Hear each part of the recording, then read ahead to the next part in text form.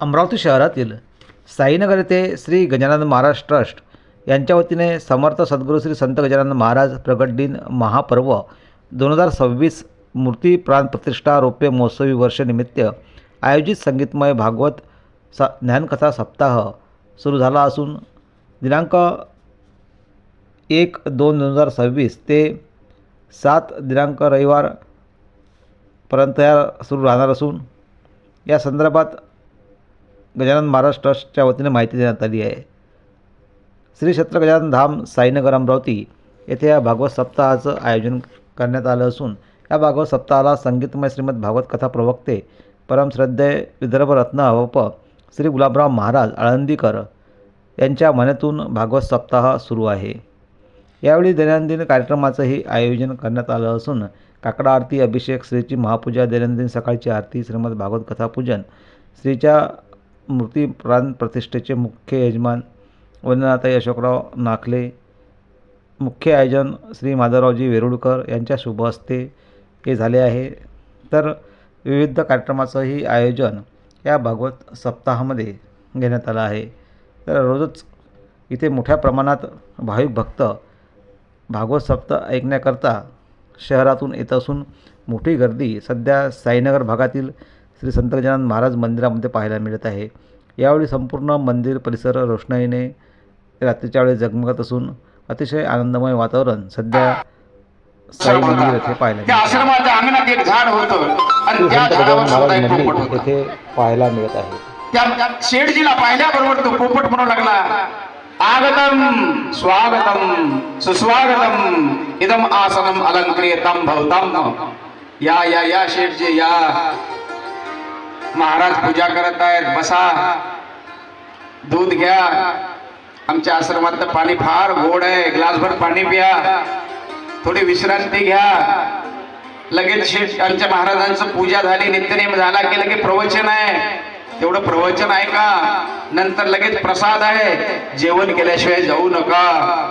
त्या शेठजीला एवढा आनंद झाला, तो पोपट असा बोलू लागला, तो थांबला तिथं आणि महात्म्याची पूजा होईपर्यंत थांबला आणि नंतर पूजा झाल्यानंतर त्या महात्म्याला तो म्हणू लागला, म्हटले महाराज काय तुमचा पोपट गुणी आहे हो म्हणे।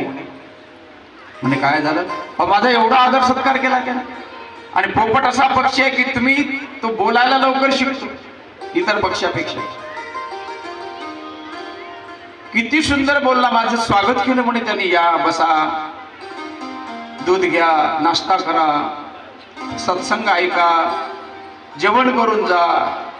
काय गुणी पोपट आहे। आणि मागच्या वर्षी मी तिकडे गेलो होतो म्हणे, दुसऱ्या वाटेने वॉकिंगला, तिथं म्हणे पोपट होता झाडावर बसून, त्यानं भिल्लांना जागे केलं म्हणे, उठा, शेठ आला, पकडा त्याला, हाना, मारा।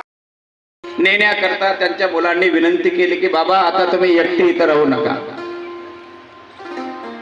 तर तुम्ही विदेशात चला। पोरं विदेशात राहत होते,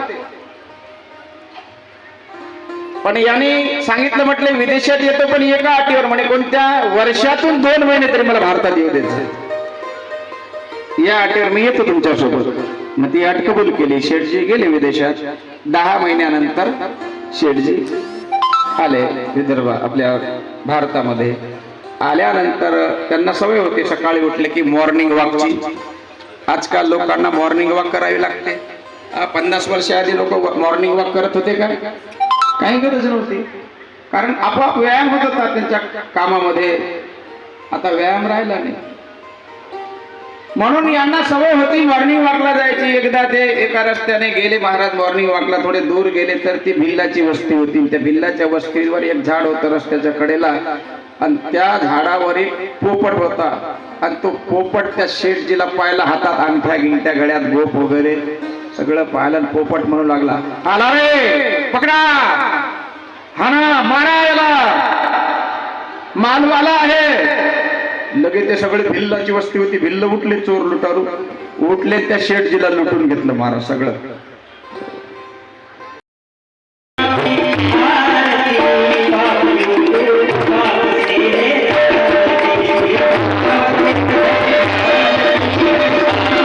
या प्रकट दिनाचे आयोजन श्री गजानन महाराज ट्रस्टच्या वतीने करण्यात आले असून यात अशोकराव संत जिंकले म्हणजे नाकले अध्यक्ष, संगत चांगली करा.